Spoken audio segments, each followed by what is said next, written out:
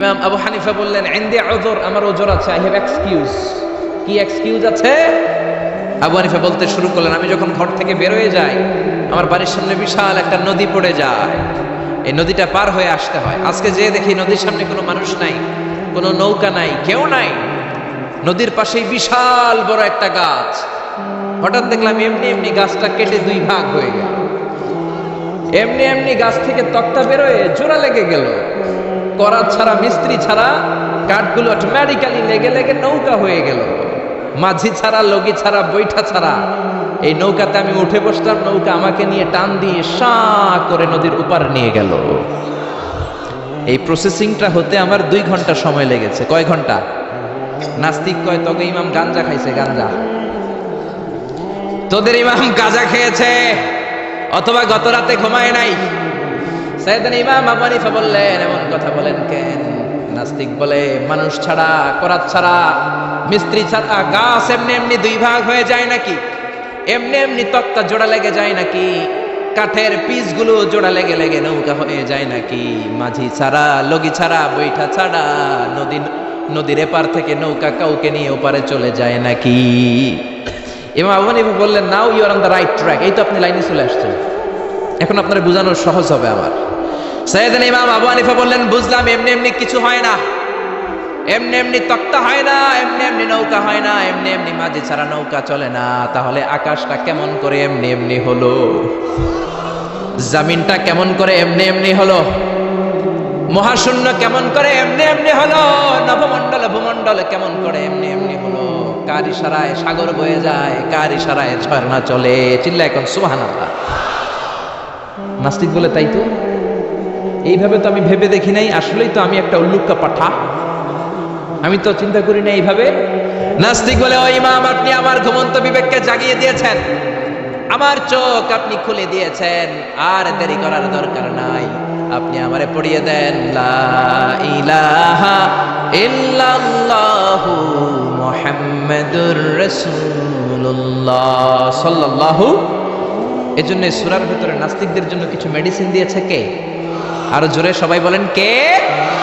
সূরার নাম আরো জোরে সবাই বলেন না, কি নাম? সূরা মুলক। মুলক মানে ক্ষমতা, মুলক মানে কি? মুলক মানে পাওয়ার, মুলক মানে অথরিটি, মুলক মানে সভরেনিটি। আল্লাহ শুরু করলেন, তাবারাকাল্লাযী বিয়াদিহিল মুলকু ওয়া হুয়া আলা কুল্লি শাইইন কাদির। সুমহান সেই সত্তা যার হাতে ক্ষমতা, আর তিনি পৃথিবীর সব কিছু করার ব্যাপারে সক্ষমতা রাখেন। সুবহানাল্লাহ। আল্লাহ শুরু করলেন তাবারাকা দিয়ে, তাবারাকাল্লাযী বিয়াদিহিল মুলক। সুমহান সেই সত্তা যার হাতে ক্ষমতা। ক্ষমতা কার হাতে? সবাই বলেন, কার হাতে? নাকি আপনাদের হাতে? আপনারা তো বলেন ক্ষমতা আপনাদের হাতে, বলেন না? জনগণ সকল ক্ষমতার উৎস, বলেন না? এটা রাষ্ট্রীয় কুফুরি, রাষ্ট্র থেকেও কিছু কুফুরি আমাদেরকে শেখানো হয়। এজন্য রাষ্ট্রের সব সিগন্যাল মেনে নেওয়া যাবে না। চিল্লা এখন ঠিক কিনা? জনগণ সকল ক্ষমতার উৎস নয়, সকল ক্ষমতার উৎস হচ্ছে একজন, তিনি কে? একটু খেয়াল করে বুঝে উত্তর দেন। কেমন করে আপনি ক্ষমতার উৎস হন? আপনার যখন পেটে ব্যথা হয়, আপনি বিছানায় গড়াগড়ি খান কি খান না? ডায়রিয়া হলে চিল্লাচিল্লি করেন কি করেন না? তো আপনি না ক্ষমতার উৎস, আপনি চিল্লাচিল্লি করেন কেন? 3 বার ডায়রিয়ার কারণে টয়লেটে গেলে 4র্থবার আর চেহারার দিকে তাকানো যায় না। 5 বার বাথরুমে গেলে বাইরে আই আর হাইতান্ন, আই মরি যাইউন। তো হাইতান্ন কিল্লাই? আপনার ক্ষমতার মালিক। ডায়রিয়া হলে আপনি টয়লেট থেকে বের হয়ে বলবেন, আমি ক্ষমতার মালিক, এই জন্য আমার ডায়রিয়া হয়েছে। আসলে আমরা ক্ষমতার মালিক নই, ক্ষমতার মালিক একজন, তিনি কে? আমরা হলাম সবাই দুর্বল। ওয়া খুলিকাল ইনসানু দাঈফা। আমাদেরকে দুর্বল বানিয়ে আল্লাহ তৈরি করেছেন। শুধু আমরাই দুর্বল নই, আমরা দুর্বলের ঘরের দুর্বল। আমরা দুর্বল, আমাদের বাবাও দুর্বল, দাদাও দুর্বল, তার মানে দুর্বলের ঘরের, দুর্বলের ঘরের। আমরা তো দুর্বল। রিকশার টায়ার পাংচার হলে আমরা বাজারে লাফ দিয়ে উঠি, লাভ দেন না? আমি কত লাভ দিছি? আমি তো এক জেলা থেকে আরেক জেলায় তাফসীর প্রোগ্রামের কারণে যাওয়া লাগে, তো মাঝ রাতে মাঝে মাঝে ট্রাকের চাকা টায়ার পাংচার হয়ে যায়, তো লাভ দিয়ে উঠি। রিকশাওয়ালারে বলি, কিরে? ড্রাইভারে বলি, কিরে কিসের আওয়াজ? বলে, হুজুর ট্রাকের টায়ার পাংচার হয়ে গেছে। লাভ দিয়ে উঠি। কোনো ক্ষমতা নাই। পিছন থেকে কেউ যদি বলে হুজুর মাহফিলের প্যান্ডেলে সাপ, ফস খুঁজে পাওয়া যাবে? আপনারা থাকলো আমি দৌড় দেবো এসি বাদিয়া, চাচা আপন প্রাণ বাসা। 3-4টা ভাউয়া ব্যাং যদি কেউ ছেড়ে দেয়, এখানে একটা ওইদিকে একটা ওইদিকে একটা, ব্যাং আর কি লাভ দিবে? তার সে 3 ডবল লাভ দিয়ে আপনারা পালাবেন, ঠিক কিনা? তাহলে আসলে আমাদের কোনো ক্ষমতা নাই, ক্ষমতার মালিক হলো একজন, তিনি কে? এজন্য রব্বুল আলামিন বলেন তাবারাকাল্লাযী বিয়াদিহিল মুলকু ওয়া হুয়া আলা কুল্লি শাইইন কাদির। সুমহান সেই সত্তা যার হাতে ক্ষমতা, ক্ষমতা কার হাতে? আমাদের কোনো ক্ষমতা নাই, আমরা নকল ক্ষমতার মালিক, আসল ক্ষমতার মালিক একজন, তিনি কে? আমাদের যে ক্ষমতা নাই, এটা ভূমিকম্প হলে টের পাওয়া যায়। রাত 3টার দিকে যখন ভূমিকম্প হয়, সব লোক বিল্ডিং থুয়ে দেয় দৌড়, ভাড়াটিয়াও দৌড়, বাড়িওয়ালাও দৌড়। কসবা এলাকার বাড়িওয়ালারা মনে হয় দৌড় দেয় না, কথা বলেন? ভাড়াটিয়াও দৌড় দেয়, বাড়িওয়ালাও দৌড় দেয়, চিল্লায় বলেন ঠিক কিনা? রাত 3টায় যখন ভূমিকম্প হয়, পুলিশের প্রধানও দৌড় দেয়, বাস্তব হবে তো, র্যাবের প্রধানও দৌড় দেয়, প্রেসিডেন্টও দৌড় দেয়, শুধু প্রধানমন্ত্রী দৌড় দেয় না। দেয়? আমি কই নাই কিন্তু, আপনারা কইছেন। দোষ আপনাদের, আমার কোনো দোষ নাই, আমি প্রধানমন্ত্রীর কিছু বলি নাই। চাচা আপন প্রাণ বাঁচা। রাতে ভূমিকম্প হলে দৌড় দিতে হয়, চিল্লায় বলেন ঠিক কিনা? 2004 সালে বরিশালে প্রথমে গেলাম বাসে, ফিরে আসতেছি লঞ্চে, নদীর মাঝখানে তুফান, জাহাজ ডুবে যাবে। ওই দিন চিনলাম আল্লাহ কারে কয়, আল্লাহ কেসকো কাতে হে। ওই দিন লঞ্চের শুধু মুসলমানেরাই আল্লাহরে ডাকে নাই, হিন্দুরাও জিকির করছে কার? ওই দিন সবার মুখে একটা জিকির ছিল, লা ইলাহা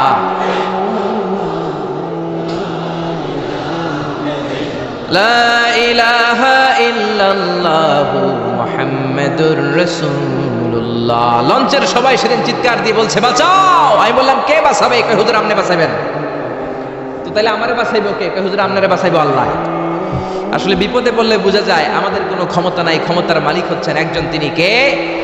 এজন্য রব্বুল আলামিন বলেন কুলিল্লাহুম্মা মালিকাল মুলকি তুতিল মুলকা মান তাশাউ ওয়া তানজিউল মুলকা মিম্মান তাশা ওয়া তুইজ্জু মান তাশাউ ওয়া তুযিল্লু মান তাশাউ বিয়াদিকাল খায়র ইন্নাকা আলা কুল্লি শাইইন কাদির। ও আল্লাহ, আপনি ক্ষমতার মালিক।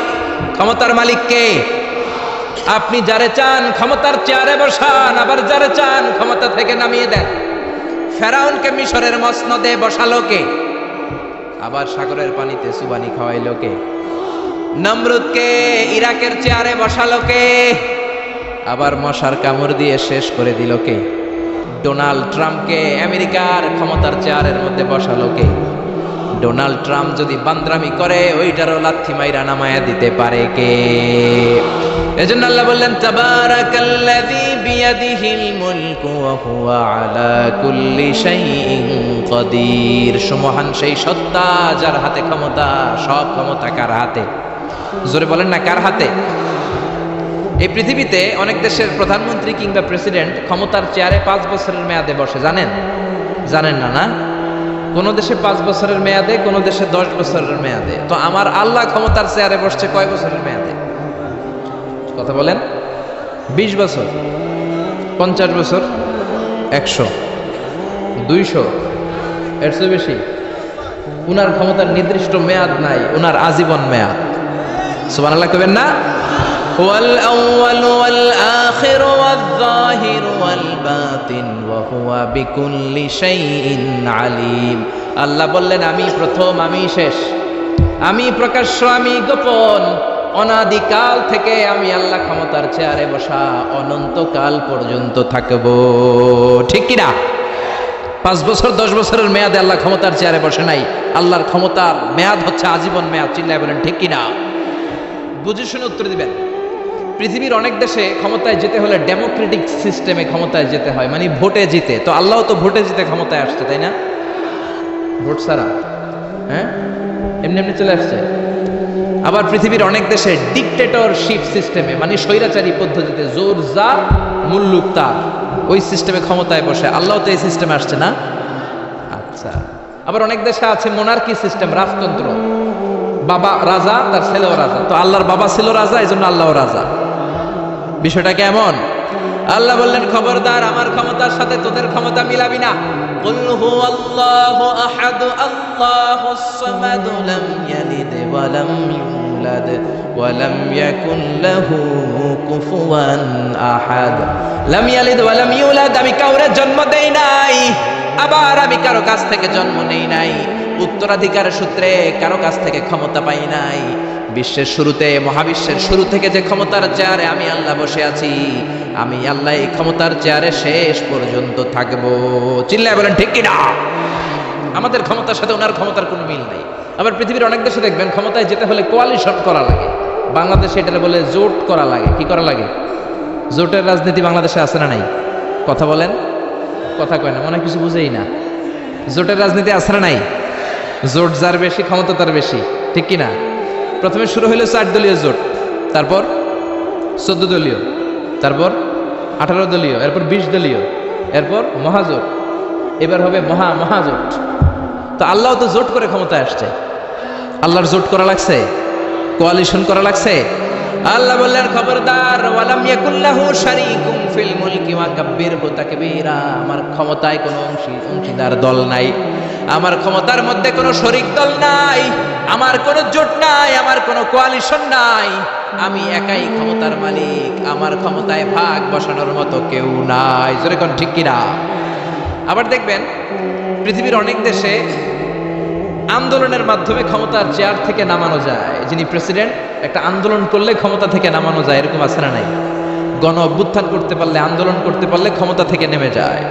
আমি যখন মিশরে পড়াশোনা করি, মিশরের প্রেসিডেন্ট ছিল হোসনি মুবারক। মিশরে একটা আন্দোলন হলো, ওই আন্দোলনের ঠেলায় হোসনি মুবারক ক্ষমতা ছেড়ে দিতে বাধ্য হলো। তো আমরাও যদি পৃথিবীর সবাই মিলে আল্লাহর বিরুদ্ধে আন্দোলন করি, আল্লাহ ক্ষমতা ছেড়ে দিতে বাধ্য। বুঝে শুনে উত্তর দিয়েন।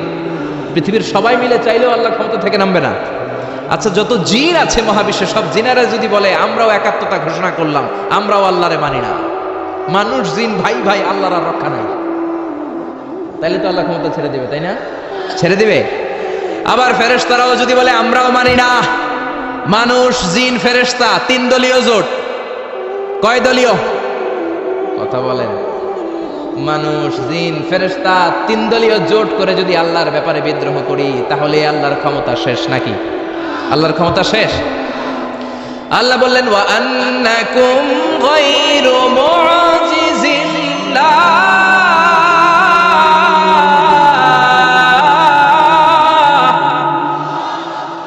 খবরদার, গোটা বিশ্বের সবাই মিলে যদি আমি আল্লাহরে পরাস্ত করতে চাও, গোটা বিশ্বের সবাই মিলে যদি আমি আল্লাহর ব্যাপারে বিদ্রোহ করো, আমি আল্লাহর বিরুদ্ধে যদি আন্দোলন সবাই মিলে তোমরা করো, আমার ক্ষমতার 1 আনাও তোমরা কমাতে পারবি না। সুবহানাল্লাহ। তার মানে আমাদের ক্ষমতার সাথে আল্লাহর ক্ষমতার কোনো মিল নাই। চিল্লায় বলেন ঠিক কিনা? আবার বুঝে শুনে উত্তর দেন। অনেক দেশে দেখবেন রাজার বয়স এত হয়েছে, বয়সের ভারে নুজ্জ হয়ে 70-80-তে পৌঁছে গেছে, কয় আই আর হাইতান্ন, আমি অবসরে যাব, সেলফ রিটায়ারমেন্ট, স্বেচ্ছায় অবসরে যাব। এরকম হয় না? অনেক রাজা, সুলতান, প্রেসিডেন্ট স্বেচ্ছায় অবসরে চলে যায়। তো আল্লাহরও তো অনেক বয়স হয়েছে, এখন আল্লাহর অবসরে যাওয়ার সময় এসেছে। বয়স হয় নাই, এত বছর উনি ক্ষমতা চালায়, এখনো বয়স হয় নাই। উনি ক্লান্ত হয় না? ওনার ঘুমে ধরে না? আল্লাহ বললেন খবরদার, লা তাখুযুহু সিনাতুন ওয়ালা নাওম, আমার ঘুম নাই, আমার কোনো নিদ্রা নাই, আমার কোনো তন্দ্রা নাই, আমার কোনো ঝিমুনি নাই। ওয়ালা ইয়াউদুহু হিফযুহুমা ওয়া হুয়াল আলিয়ুল আযীম। এই পুরো মহাবিশ্বটা পরিচালনা করতে যে আমি আল্লাহ ক্লান্ত হই না, আমি আল্লাহর তন্দ্রা আসে না, আমি আল্লাহর ঝিমুনি আসে না, আমি আল্লাহর ঘুম আসে না, আমি আল্লাহ একাই মহাবিশ্বের সব ক্ষমতার মালিক। ঠিক কিনা? এজন্য আল্লাহ বললেন তাবারাকাল্লাযী বিয়াদিহিল মুলকু ওয়া হুয়া আলা কুল্লি শাইইন কাদির। সুমহান সেই সত্তা যার হাতে ক্ষমতা। ক্ষমতা কার হাতে? সবাই বলেন না, ক্ষমতা কার হাতে? নাকি আপনাদের হাতে? আর কোনদিন বলবেন জনগণ সকল ক্ষমতার উৎস? আর কোনদিন বলবেন সকল ক্ষমতার উৎস হচ্ছে একজন, তিনি কে? আওয়াজ করে বলতে হবে তিনি কে? আমরা বললাম আল্লাহ, বুঝলাম আপনি ক্ষমতার মালিক। আর কিসের মালিক বলেন? আল্লাহ বললেন আল্লাযী খালাকাল মাউতা ওয়াল হায়াতা লিয়াবলুয়াকুম আইয়ুকুম আহসানু আমালা ওয়া হুয়াল আজিজুল গফুর। আমি শুধু ক্ষমতারই মালিক নই, আমি এমন আল্লাহ যে আল্লাহ জীবন তৈরি করলাম, যে আল্লাহ মরণ তৈরি করলাম। আমি জীবনেরও মালিক, মরণেরও মালিক। আমাদেরকে জীবন দিয়েছে কে? মরণ দিয়েছে কে? আমাদের প্রাণ ভিক্ষা দিতে পারে কে? নাকি আপনাদের রাষ্ট্রপতি? আপনাকে রাষ্ট্রপতি তো নাকি প্রাণ ভিক্ষা দেয়, দেয় না? আরে রাষ্ট্রপতিরও তো প্রাণ ভিক্ষা দিবে আল্লাহ। চিল্লায় বলেন ঠিক কিনা? আল্লাহ বললেন আমি এমন আল্লাহ আল্লাযী খালাকাল মাউতা ওয়াল হায়াতা লিয়াবলুয়াকুম আইয়ুকুম আহসানু আমালা। তোমরা কে কেমন আমল করো এটা দেখার জন্য আমি জীবন বানালাম, মরণ বানালাম, আর জীবন মরণের মাঝখানে তৈরি করলাম রূহ। রূহ তৈরি করলাম। কি তৈরি করলাম? রূহ মানুষ তৈরি করতে পারে না, রূহ তৈরি করতে পারে একজন। তিনি কে? মানুষ কম্পিউটার তৈরি করতে পারে, প্লেন বানাতে পারে, রকেট বানাতে পারে, রোবট বানাতে পারে, সুফিয়া খালারে বানাতে পারে, কিন্তু রূহ বানাতে পারে না। সুফিয়া খালারে চিনেন? আপনারাও চিনেন? মেয়েদের মতো লিপস্টিক দেয়া হয়েছে ওর ঠোঁটে, মেয়ের আকৃতি দেয়া হয়েছে, অবয়ব দেয়া হয়েছে। সুফিয়া রোবটটাকে দেখে আমার প্রতিবন্ধী মনে হলো। এমনি তাকায়, এমনি করে, এমনি করে, এমনি করে, আর ভেতরে সফটওয়্যারে সব সেট করে দেয়া, যেটা রিমোট কন্ট্রোলে চাপে ওই অনুযায়ী বলে। চিল্লায় বলেন ঠিক কিনা? যারা এই সুফিয়াকে বানিয়েছে, কিয়ামতের দিন আল্লাহ বলবে এই সুফিয়ার ভেতরে রূহ দে। এই সুফিয়ার ভেতরে রূহ দে। যারা এই সুফিয়া নিয়ে পৃষ্ঠপোষকতা করেছে, বিদেশ থেকে দেশে এনেছে, সবাইকেই আল্লাহর সেদিন বিচারের ট্রাইব্যুনালের, সুপ্রিম কোর্টের কারাগারে কাঠগড়ায় আসামি হয়ে দাঁড়াতে হবে। চিল্লায় বলেন ঠিক কিনা? এজন্য আল্লাহ ডেকে বললেন গোলাম আমি জীবন বানালাম, মরণ বানালাম, জীবন মরণের মাঝখানে বানালাম রূহ। এই রূহ থাকলে তুমি জিন্দা, রূহটা না থাকলে তুমি হয়ে যাও মুর্দা। এই যে মিজানুর রহমান আজারি কথা বলতেছে, হাসে, হাত নাড়ে, কথা বলে, কারণ রূহ আছে। এই রূহটা বের হয়ে গেলে লাশ হয়ে পড়ে যেতে হবে। চিল্লায় বলেন ঠিক কিনা? মক্কার কাফিররা বলল আব্দুল্লাহর বেটা মুহাম্মদ, রূহ কাকে বলে আমাদের বলো। রূহ দেখতে কেমন? কেমন করে দেহের মধ্যে রূহ ঢুকে, কেমন করে রূহটা দেহ থেকে উড়াল দেয়। এই রূহুর ব্যাপারে তথ্য দিতে পারলে কালিমা পড়ে সবাই মুসলমান হয়ে যাব। আপনারা রূহ দেখছেন কেউ? আপনার দাদা যে মারা গেল, বাবা যে মারা গেল, রূহটা যে উড়াল দিল দেখছেন? কালার কেমন? সাইজ কতটুকু? ওজন কতটুকু? দেখতে কেমন? আমরা কেউ রূহ দেখেছি? চিল্লায় বলেন দেখেছি? বিশ্বনবীরে বলা হলো আব্দুল্লাহর বেটা মুহাম্মদ, রূহ কারে বলে? যদি বলতে পারো কালিমা পড়বো। বিশ্বনবী বলতে পারে না, কারণ বিশ্বনবী মন গড়া কোনো কথা বলেন না। আকাশ থেকে গ্রিন সিগন্যাল আসলে তবেই বলেন, ঠিক কিনা? বিশ্বনবী আল্লাহ তাআলার পক্ষ থেকে গ্রিন সিগন্যাল পাওয়ার জন্য উপরে তাকিয়ে রইলেন। আয়াত নাজিল হয়ে গেল, يسألونك عن الروح قل الروح من أمر ربي وما أوتيتم من العلم إلا قليلا। ও নবী, লোকেরা আপনারা জিজ্ঞেস করে রূহ কাকে বলে? মা হুয়া রূহ, হোয়াট ইজ দ্য স্পিরিট? আপনি বলে দেন রূহ হলো আল্লাহর পক্ষ থেকে স্পেশাল অর্ডার। আল্লাহর অর্ডারে এই রূহটা দেহের মধ্যে ঢোকে, আবার আল্লাহর অর্ডারে রূহ বের হয়ে যায়। আল্লাহু আকবার। এই রূহটা মানুষের দেহে ঢুকে কার অর্ডারে, আবার বের হয়ে যাবে কার অর্ডারে? পৃথিবীর যত বিজ্ঞানীরা আছে সবাই মিলেও কি একটা রূহ বানাতে পারবে? জোরে বলেন না, রূহ বানাতে পারবে?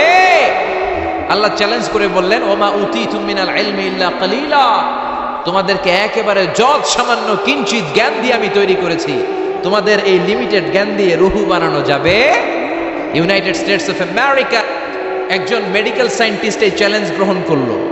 সে চ্যালেঞ্জ গ্রহণ করে বলল আমি রূহ বের করে ছাড়ব। কি বের করব?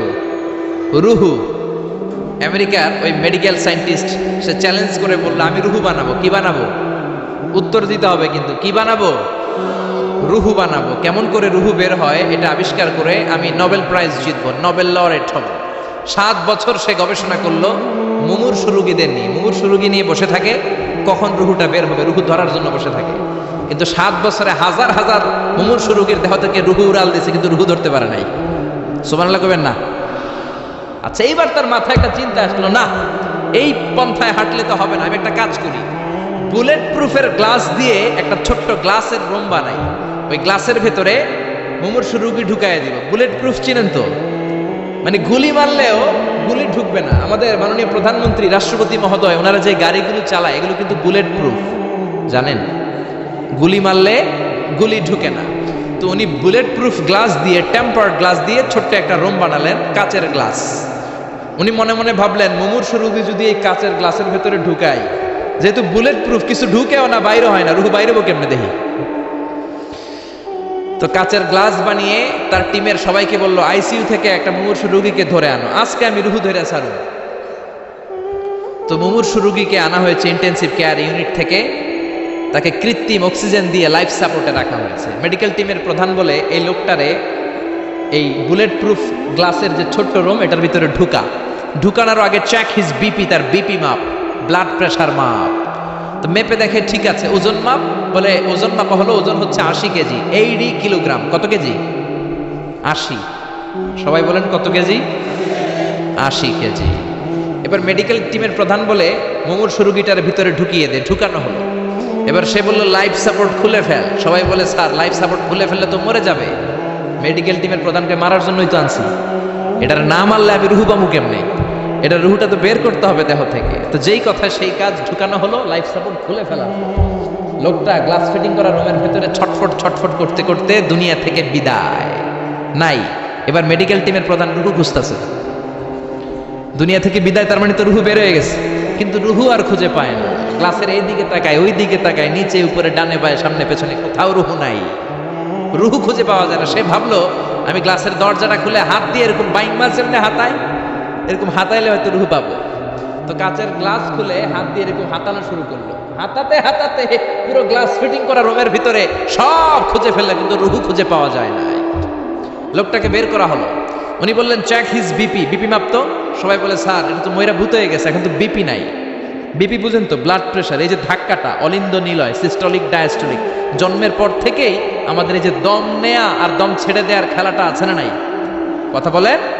এই যে ফুসফুস দম নেয়, দম ছেড়ে দেয়। শীতের রাতে আপনি কম্বল গায়ে দিয়ে ঘুমায় যান, আপনার দমও কি ঘুমায় যায়? আপনার দম ঘুমাইলে তো আপনি ঠুস। হায় রে মানুষ রঙিন ফানুষ, দম ফুরাইলে তবু তো ভাই কারোরই নাই একটুখানি। হায় রে মানুষ রঙিন ফানুষ, রঙিন ফানুষ, হায় রে মানুষ। পড়েন আল্লাহু আকবার। এবার মেডিকেল টিমের প্রধান বলে, চেক হিজ বিপি, বিপি মাপ। সবাই বলে বিপি নাই, কিন্তু ওজন আছে না নাই?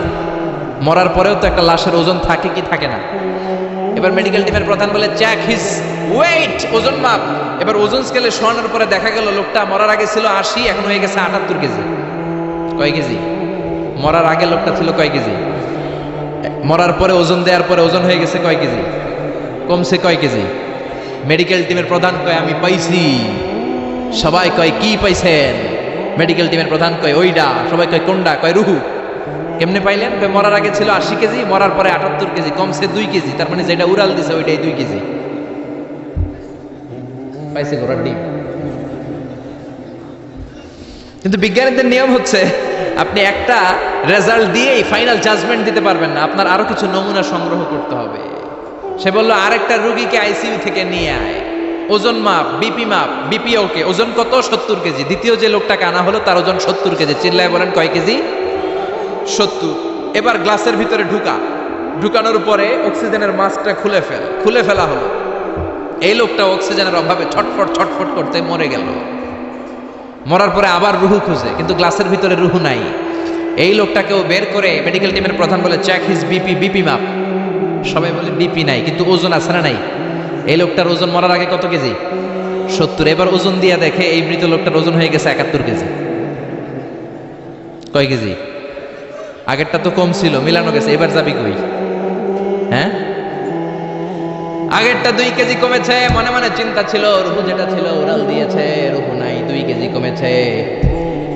এবার ছিল 70 কেজি, মরার পরে আরো বেড়ে গেছে 1 কেজি। এবার যাবে কই? আল্লাহ বলে, কিয়ামত পর্যন্ত বিপি মাপতে পারবা, কিয়ামত পর্যন্ত বুলেট প্রুফের গ্লাসের ভিতরে লাশ ঢুকাতে পারবা, বের করতে পারবা, কিন্তু রুহু খুঁজে বের করতে পারবা না। ঠিক কি না?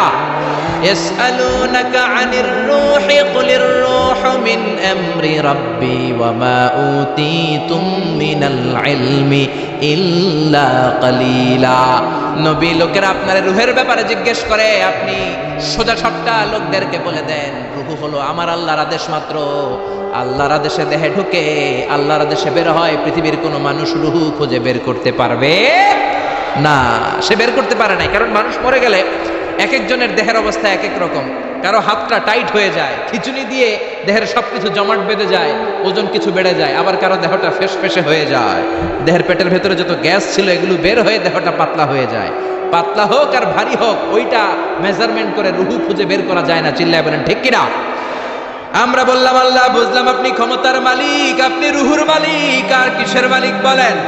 আল্লাহ বললেন আল্লাযী খালাকা সাবআ সামাওয়াতিন তিবাকা মা তারা ফি খালকির রহমানি মিন তাফাউত। ও গোলাম, আকাশের দিকে তাকা, মাথার উপরে তাকা, সাতটা স্তরে আকাশটারে সাতটা স্তরে বিন্যস্ত করে সাজিয়ে দিয়েছে কে? আবার আল্লাহ বললেন ওয়ালাকাদ যায়্যানাস সামাআদ দুনিয়া বিমাসাবিহা ওয়া জাআলনাহা রুজুমান লিশ-শায়াতিন। আমি এই পৃথিবীর কাছের আকাশটাকে, প্রথম আকাশটাকে চমৎকার চমৎকার তারা দিয়ে সুশোভিত করে দিয়েছি। সুবহানাল্লাহ। এই যে খালি চোখে উপরের দিকে যে আপনারা তাকান, তাকালে যেটা দেখা যায় এটা কি আকাশ? কথা বলেন না, এটা আকাশ না, এটা মহাশূন্য। এটা কি? জোরে বলেন, এটা কি?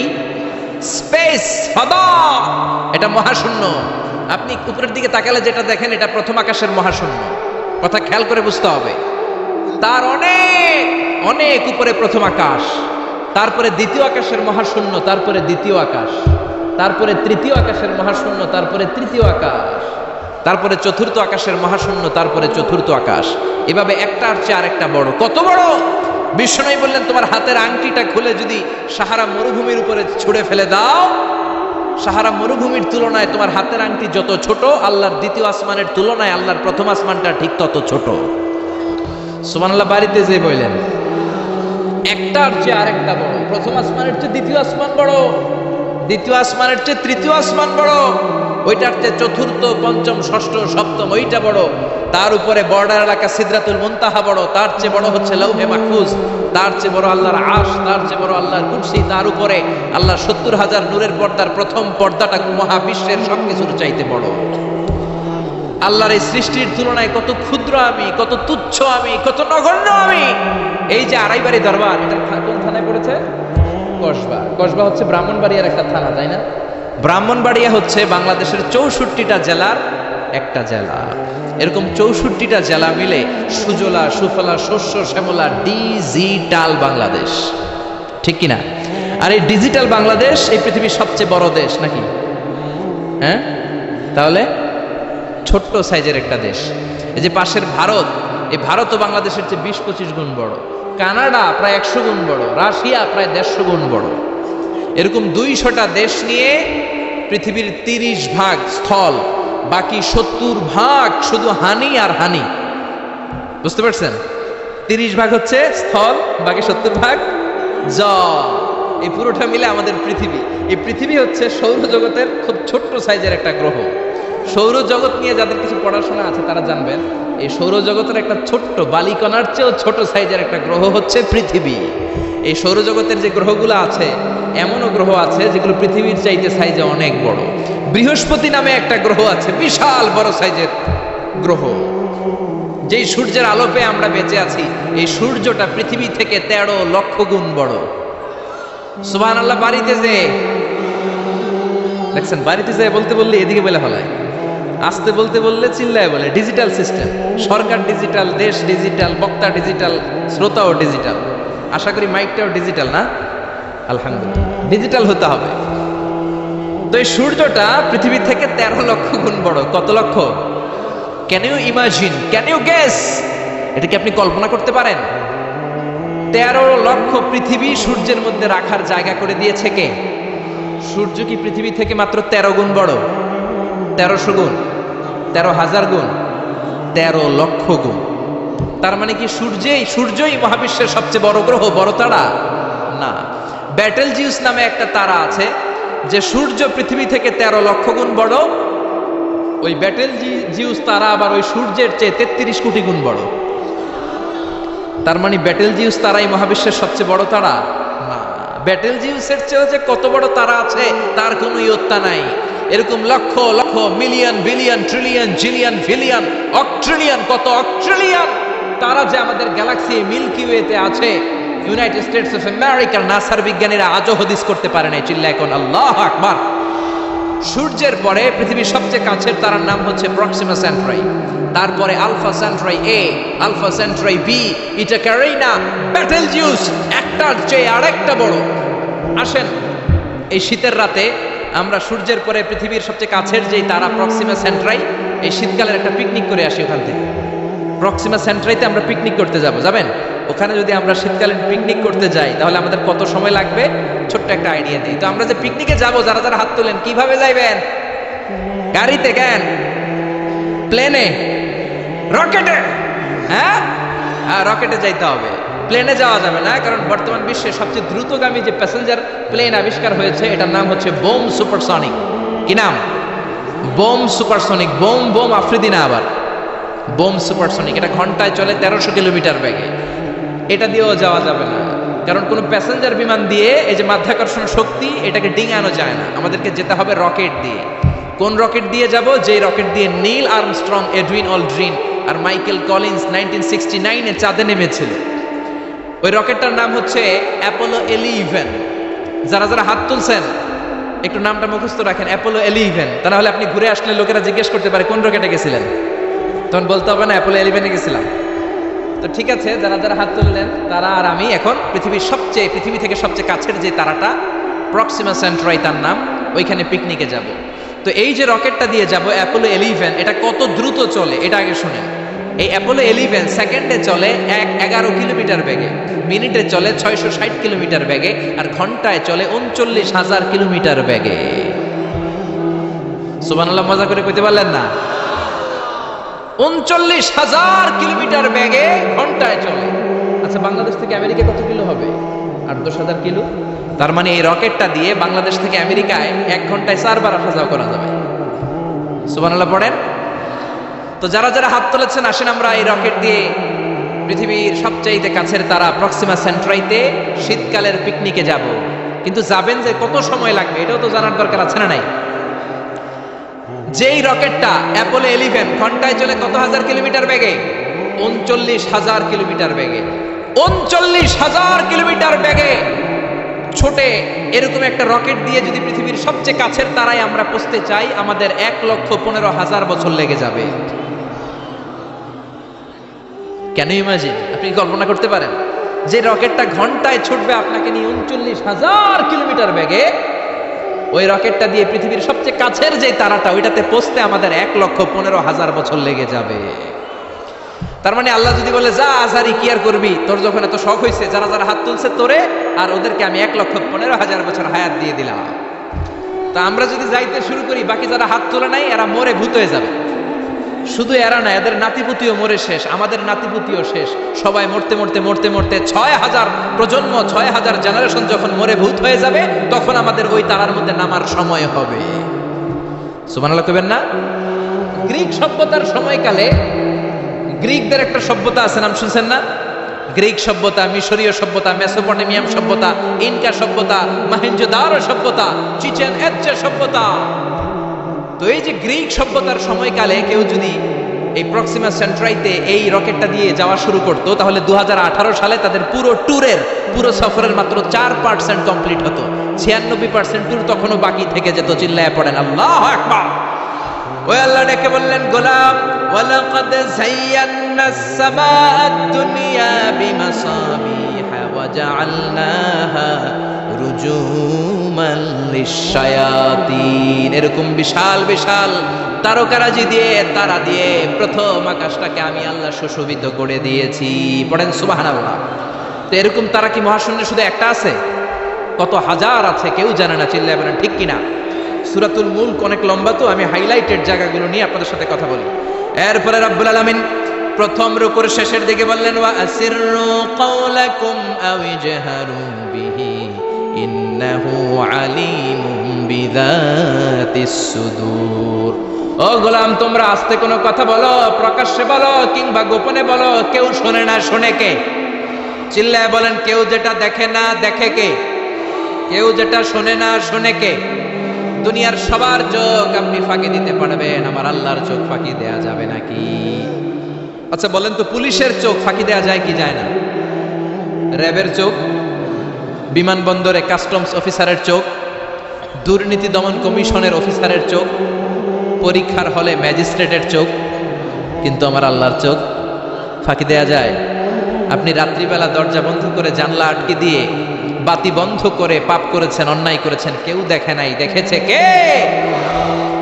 এরপরে আল্লাহ বললেন আওয়ালাম ইয়ারাউ ইলা আত-তায়রি ফাওকাহুম সাফাতিন ওয়া ইয়াকবিদনা মা ইউমসিকুহুন্না ইল্লার রাহমান ইন্নাহু বিকুল্লি শাইইন বাসীর। আল্লাহ ডেকে বললেন, গোলাম ওরা কি পাখির দিকে তাকায় না?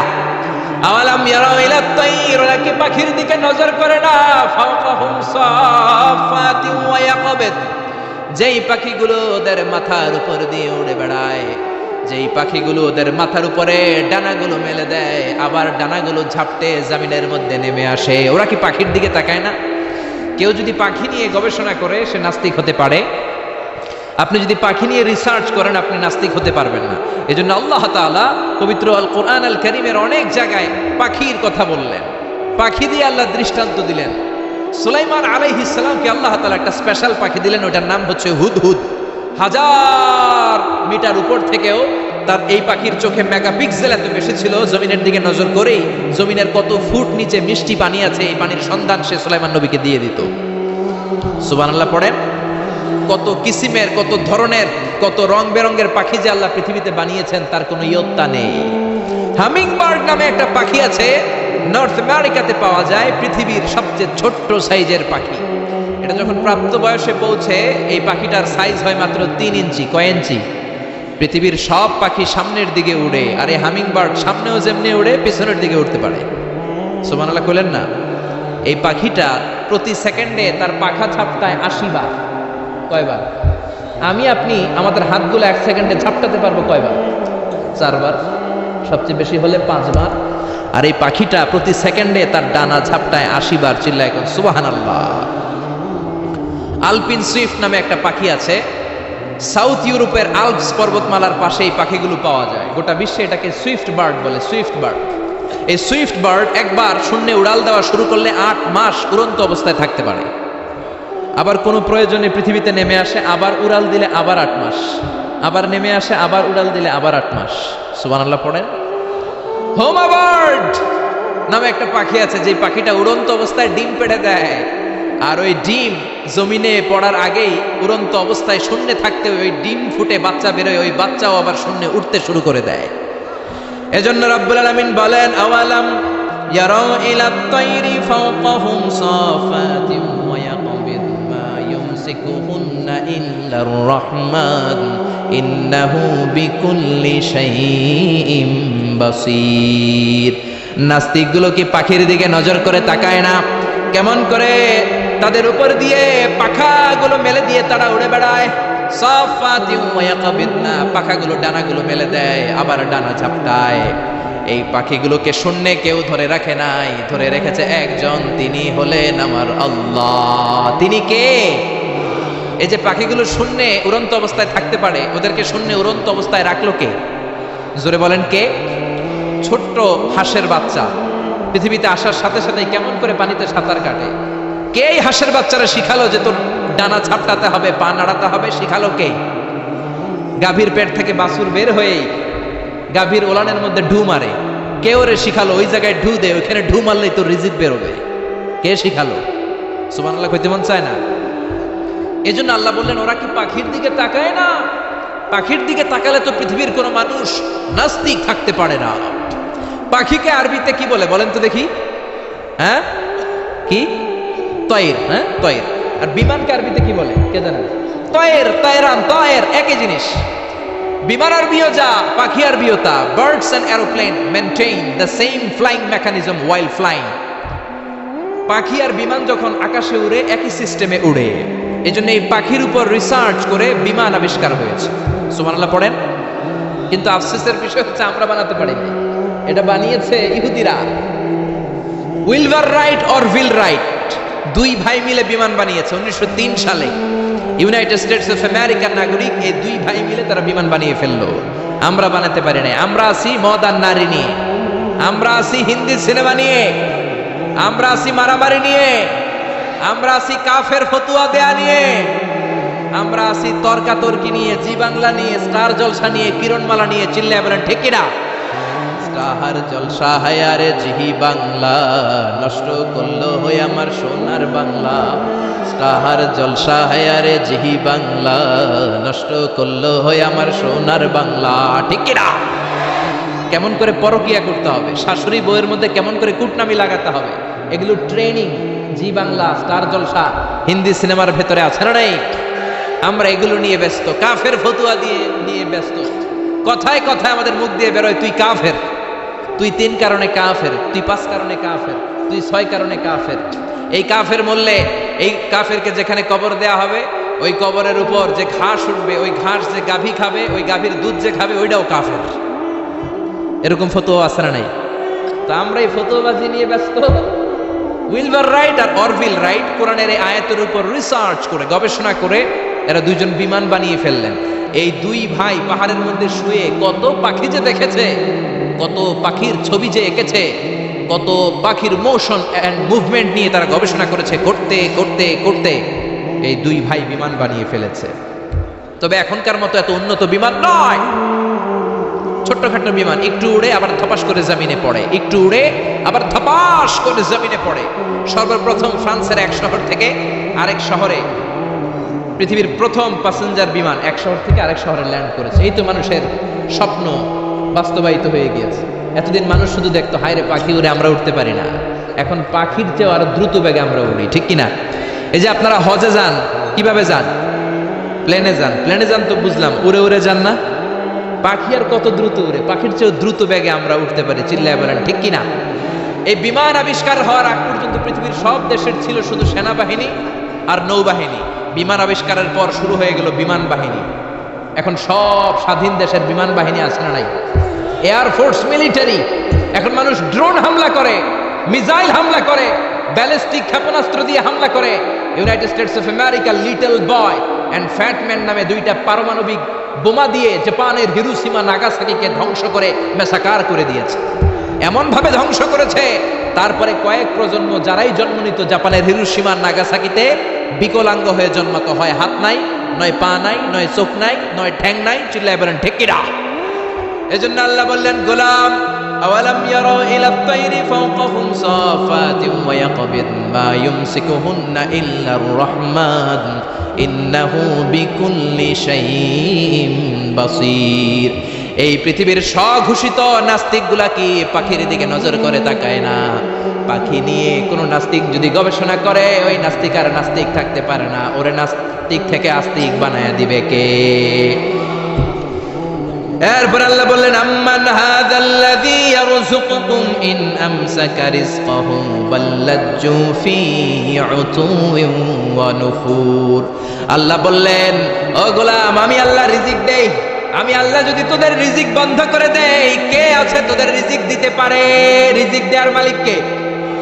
পৃথিবীতে যত খাবার আছে সব খাবারগুলো যদি নষ্ট হয়ে যায়, আমাদেরকে খাবার দিবে কে? ঘুম থেকে উঠে দেখলেন কোথাও কোনো খাবার নাই, বাজারে ফলমূল নাই, বিস্কুট নাই, আলু নাই, সিঙ্গারা নাই, কিচ্ছু নাই। ক্ষেতের মধ্যে কোনো ফসল নাই, গাছের মধ্যে ফুল ফল কিচ্ছু নাই। এরকম যখন অবস্থা হয়ে যাবে, আল্লাহ যদি রিজিকগুলো দেয়া বন্ধ করে দেয়, আপনাদেরকে রিজিক দিবে কে? খাদ্য দিবে কে? নাকি আপনাদের খাদ্যমন্ত্রী? আপনাদের খাদ্যমন্ত্রীও রিজিক দিতে পারবে না? প্রধানমন্ত্রী? জোরে বলেন। এজন্য আল্লাহ বললেন, আমা মিন দাব্বাতিন ফিল আরদি ইল্লা আলাল্লাহি রিজকুহা। এই জমিনের মধ্যে যত ধরনের প্রাণী আছে, মাছ আছে, পশু আছে, সব প্রাণীগুলাকে, মানুষগুলাকে রিজিক দেয় কে? তিমি মাছগুলো সকালবেলা সাগরের এই মাথা থেকে ওই মাথা যায় খালি পেটে, বিকেলবেলা পেট ভর্তি করে তিমি মাছটারে ফিরায় দেয় কে? বাবুই পাখি সকালবেলা বাসা থেকে খালি পেটে বের হয়ে যায়, বাবুই পাখির পেট ভর্তি করে বিকেল বেলায় বাসায় ফিরিয়ে দেয় কে? রিক্সাওয়ালা সকালবেলা আল্লাহর নাম নিয়ে খালি পকেটে রিক্সা নিয়ে বের হয়ে যায়, বিকেল বেলা রিক্সাওয়ালার পকেট ভর্তি করে রিক্সাওয়ালাকে বাড়িতে ফিরায় দেয় কে? এজন্য রিজিক দেওয়ার মালিক একজন, তিনি কে? চিল্লায় বলেন না, তিনি কে? আল্লাহ ছাড়া কেউ রিজিকের ব্যবস্থা করতে পারে না। সাইয়েদনা সুলাইমান আলাইহিস সালাম ছিলেন গোটা বিশ্বের বাদশা। চারজন বাদশা যারা গোটা বিশ্বকে শাসন করেছে, এই চারজনের দুইজন হচ্ছে মুমিন, দুইজন কাফের। কাফেরের একজন হচ্ছে নমরুদ, আরেকজন হচ্ছে বখতনাসর। এই বখতনাসরকে ইংরেজিতে বলে Nebuchadnezzar the second. He was the constructor of the hanging garden of Babylon. ব্যাবিলনের শূন্য উদ্যানের নির্মাতা। এই দুইজন কাফির শাসক গোটা বিশ্বের বাদশা ছিল। আর মুমিন ছিল দুইজন, একজন সাইয়েদনা সুলাইমান আলাইহিস সালাম, আরেকজন হচ্ছে যুলকারনাইন। কোন সুবহানাল্লাহ। তো সুলাইমান আলাইহিস সালাম আল্লাহর জলিল কদর পয়গম্বর, আল্লাহরে বললেন, আল্লাহ তুমি আমারে গোটা বিশ্বের বাদশা বানালা, আমি চাই একদিন আমি গোটা বিশ্বের সব মানুষ, প্রাণী আর মাছগুলোকে লাঞ্চ খাওয়াবো। লাঞ্চ কি খাওয়াবো? লাঞ্চ বুঝেন তো আপনারা? লাঞ্চ মানে কি? দুপুরের খাবার। আচ্ছা, তো সাইয়েদনা সুলাইমান আলাইহিস সালাম ইচ্ছা পোষণ করলেন, আল্লাহ এই বর্ণনাটা মিনাল ইসরাঈলিয়াত, ইসরায়েলি বর্ণনা, কিন্তু বর্ণনা করা যাবে, সমস্যা নাই। ওয়াহাদ্দিসু আন বানি ইসরাঈল ওয়ালা হারাজ, সমস্যা নাই। এটা আমাদের কোরআন বা হাদিসের কোনো আয়াতের সাথে কন্ট্রাডিক্ট করে না, এজন্য বর্ণনা করা যায়। তো সাইয়েদনা সুলাইমান বললেন, আল্লাহ গোটা বিশ্বের সব প্রাণীকুল, পশুকুল, পক্ষীকুল, মৎস্যকুল, মানবকুল, জিনকুল, সবাইকে আমি একবেলা কি খাওয়াবো? সবাই বলেন, কথা বলেন না। লাঞ্চ খাওয়াবো, দুপুরের খাবার। সবাই বলেন কি খাওয়াবে? দুপুরের খাবার খাওয়াবো। আল্লাহ বললেন, no, it's not your duty man, it's not your job. সুলাইমান, এটা তোমার কাজ না, এটা আমার কাজ, তুমি পারবা না। সাইয়েদনা সুলাইমান বললেন, আল্লাহ লেট মি ট্রাই, আমার একটু চেষ্টা করতে দেন না। আমার মনে বড় শখ, গোটা বিশ্বের বাদশা আমারে বানায় দিলেন, গোটা বিশ্বের প্রেসিডেন্ট করে আপনি আমাকে সিলেক্ট করলেন। আমি যদি একবেলা সবারে মেহমানদারি করাইতে পারতাম, আমার কলিজাটা ঠান্ডা হয়ে যেত। সুলাইমান আলাইহিস সালাম জোরাজুরি করতে শুরু করলেন, আল্লাহ রাজি হয় না, সুলাইমান নবীও ছাড়েন না। পরে সুলাইমান আলাইহিস সালামের জোরাজুরির কারণে আল্লাহ বললেন, ওকে ট্রাই করে দেখো পারো কিনা। সাইয়েদনা সুলাইমান আলাইহিস সালামের অনুসারী ছিল জিনেরা। জিনেরা ওনার কথা শুনতো, সব জিনদেরকে নিয়ে বসালো, জিনদের সাথে গোল টেবিল বৈঠক। জিনের বাদশারে বলল, জিনের বাদশা, আমি গোটা বিশ্বের সব মানুষগুলোকে একদিন দুপুরের খাবার খাওয়াবো। যাও সাগরের পাড়ে 40 কিলোমিটার জায়গার মধ্যে খাবারের আয়োজন করো। জিনের বাদশা বিশাল বিশাল ড্যাগ পাতিল নিয়ে সমস্ত জিনদেরকে নিয়ে রান্না বান্নার কাজ শুরু করলো। আফ্রিকার জঙ্গল থেকে আস্তে আস্তে গরুগুলোকে এনে ফ্রাই করতে আরম্ভ করলো, হরিণগুলোকে রোস্ট করতে আরম্ভ করলো, সাগরের তিমি মাছগুলোকে ভুনা করতে শুরু করলো, আকাশের বড় বড় পাখিগুলোকে রোস্ট করতে শুরু করলো। 40 কিলোমিটার ব্যাপী জায়গা নিয়ে খাবার তৈরি করা হচ্ছে, কারণ সাইয়েদনা সুলাইমান আলাইহিস সালাম গোটা বিশ্বের মানুষকে, গোটা বিশ্বের প্রাণীগুলোকে একদিন দুপুরের খাবার খাওয়াবে। তো 40 কিলোমিটার জায়গার মধ্যে খাবারের আয়োজন করা হলো। সাইয়েদনা সুলাইমান আলাইহিস সালাম বললেন, রান্না করতে থাকো। করতে করতে বিশাল রান্নার স্তূপ, বিরিয়ানির স্তূপ, খিচুড়ির স্তূপ, পোলাওয়ের স্তূপ, রেজালার স্তূপ, ঝাল গরুর মাংসের স্তূপ, কোরমার স্তূপ, সব কিছুর স্তূপ করা হলো। ফল মূল মাছ মাংস এনে স্তূপ করা হলো 40 কিলোমিটার এরিয়া নিয়ে। কয় কিলোমিটার? সবাই বলেন কয় কিলোমিটার? সব যখন রান্না শেষ, চলে এলো সেই মহেন্দ্রক্ষণ, সেই মহেন্দ্র দিন, যেদিন তিনি আপ্যায়ন করাবেন। সাইয়েদনা সুলাইমান আলাইহিস সালাম উদ্বোধনী ভাষণ দিবেন, মানে উদ্বোধন করবেন। খাবার উদ্বোধন করা লাগবে না, তো গোটা বিশ্বের মানুষ খাবে, মহাবিশ্বের সব প্রাণী খাবে। উনি উদ্বোধনী বাক্যে বললেন, আমি বেশি কিছু বলতে চাই না। মাছেরা লাইন ধরবে সাগরের এই দিক দিয়ে, পাখিরা লাইন ধরবে ডান দিক দিয়ে, মানুষ লাইন ধরবে বাম দিক দিয়ে, জিনেরা লাইন ধরবে সামনে দিয়ে, আর বনের পশুরা লাইন ধরবে জঙ্গলের এই দিক দিয়ে। লাইনে লাইনে আসো, তোমাদেরকে খাবার দেয়া হবে সকাল থেকে সন্ধ্যা পর্যন্ত, যার যত মনে চায় পেট ভর্তি খাবার দেয়া হবে। ইন দ্য মিন টাইম সাগরের ভেতর থেকে এক বিশাল আকৃতির তিমি মাছ হা করে ডেকে বলল, সুলাইমান, আমি লাইন টাইন মানি না। কি মানি না? তুমি তোমার উদ্বোধনী বক্তব্যে বলেছো লাইন ধরে খাবার নিতে হবে, আমি লাইন টাইন মানি না। আমার পেটে প্রচন্ড ক্ষুধা, ক্ষুধার জ্বালায় আমি মরতে বসেছি, আমি লাইন মানি না, খাবার দাও। সাইয়েদনা সুলাইমান আলাইহিস সালাম বললেন, আমি নবী মানুষ, আমি বেলাইন করতে পারি না। সাইয়েদনা সুলাইমান বললেন, আমি লাইন ছাড়া খাবার দিতে পারি না। তিমি মাছ বলে, আমি লাইন মানি না, আমার পেটের ভেতরে এত ক্ষুধা, ক্ষুধার জ্বালায় আমি মরে যাচ্ছি। তোমার এই মেহমানখানায় এসে খাবারের অভাবে আমি যদি তিমি মাছ মারা যাই, কিয়ামতের দিন আল্লাহ তোমারে ছাড়বে না রে সুলাইমান। সুলাইমান আলাইহিস সালাম পড়ে গেছে বিপদে। হায় হায়, আসলে যেটা যদি মরে যায় তাহলে তো সমস্যা, ব্যাড রেকর্ড হয়ে যাবে, ঠিক কিনা? তো উনিও লাইন মেনটেন করতে বলতেছেন, তিমি মাছও লাইন মানবে না, বেলাইন। কিছু লোক আছে এরকম, পুলিশ দ্বারা আছে, র্যাব দ্বারা আছে, ওর মধ্যে বেলাইন করে ফেলে, আছে না নাই? তিমি মাছ বলে, আমি লাইন টাইন মানি না। তো সুলাইমান আলাইহিস সালাম বললেন ঠিক আছে সবার জন্য লাইন, শুধু এইটার জন্য বেলাইন। উনি ঘোষণা দিলেন যাও এটারে খাবার দাও। তো তিমি মাছ বলল সুলাইমান আমি এই যে আমার মুখটাকে, বিশাল মুখটাকে হা করে রেখেছি, আমার মুখের ভেতরে জিনদেরকে বলো খাবার ঢুকায় দিতে, যতক্ষণ না আমার পেট ভরবে আমি হা করে থাকবো, চিল্লায় কোন আল্লাহু আকবার। সাইয়েদনা সুলাইমান আলাইহিস সালাম ভাবলেন বিশাল একটা আস্ত গরুর রোস্ট যদি ঢুকায় দিই তাহলেই তো শেষ, কেল্লা ফতে, ঠিক কিনা? সাইয়েদনা সুলাইমান বললেন যাও আফ্রিকার জঙ্গলের যে গরুগুলো রোস্ট করেছো একটা রোস্ট এই তিমি মাছের পেটের ভেতরে ঢুকিয়ে দাও। জিনের বাচ্চা যে রোস্ট ঢুকায় দিছে ওইটা হা করেই আছে। সাইয়েদনা সুলাইমান বললেন কয়েকটা খাসি মেরে দাও। খাসি মেরে দেয়া হলো, এটা হা করে আছে। কয়েক বস্তা বিরিয়ানি মেরে দাও, মেরে দেওয়া হলো। বললো আরো 10টা গরু ঢুকায় দাও, হা করে আছে। আরো 50টা খাসি ঢুকায় দাও, হা করে আছে। আরো কয়েক হাজার তিমি মাছ রোস্ট করে ঢুকায় দাও, ঢুকায় দিতেছে। খাবার যত আছে দিতে শুরু করলো। ইন দ্য মিন টাইম 1 কিলোমিটারের খাবার শেষ। সুবহানাল্লাহ কইবেন না? তিমি মাছ বিশাল বড় হা করে বসে আছে সাগরে।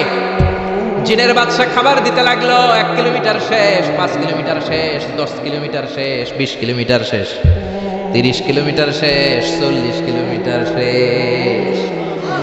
এখনো তিমি মাছের মুখ হা করা আছে না নাই?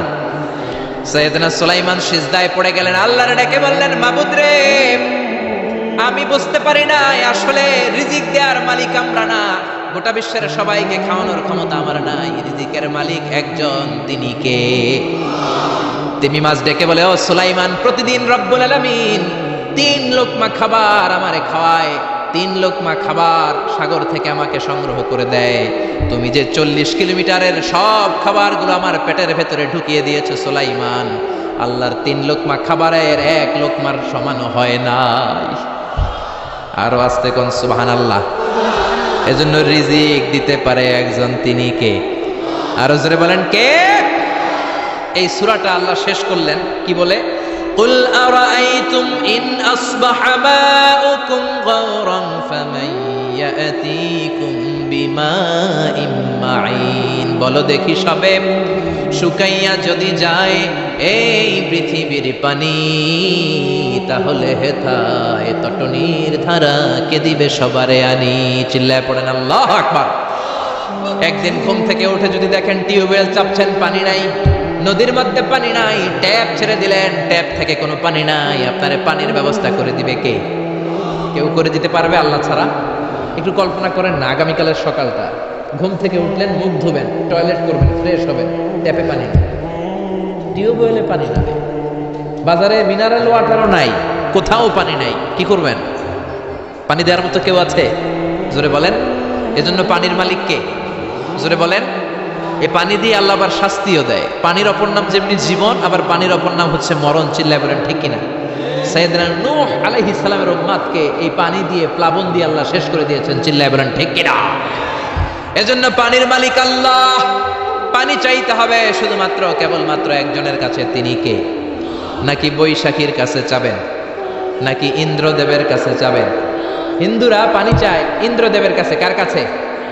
আর আমরা চাই বৈশাখীর কাছে। বৈশাখী মেঘের কাছে জল চেয়ে তুমি কাঁদবে, আমি চাই না তুমি কাঁদবে, আমি চাই না। এরকম আছে না নাই? বৈশাখী তোমার পানি দিতে পারে না, ইন্দ্রদেব পানি দিতে পারে না, কোন সরকার বাহাদুর পানি দিতে পারে না। পানি দিতে পারে একজন, তিনি কে? আল্লাহ মেঘ দে পানি দে ছায়া দে রে তুই, আল্লাহ মেঘ দে। পড়েন পড়েন। আল্লাহ মেঘ দে পানি দে ছায়া দে রে তুই, আল্লাহ মেঘ দে। পানি দেওয়ার মালিক হচ্ছে একজন, তিনি কে? কেউ যেটা পারে না পারে কে? কেউ যেটা দেয় না দেয় কে? এই পানি থেকে আল্লাহ মহাবিশ্বের সব সৃষ্টি করলেন। ওয়াজআলনা মিনাল মাই কুল্লা শাইইন হাই আফালা ইউমিনুন।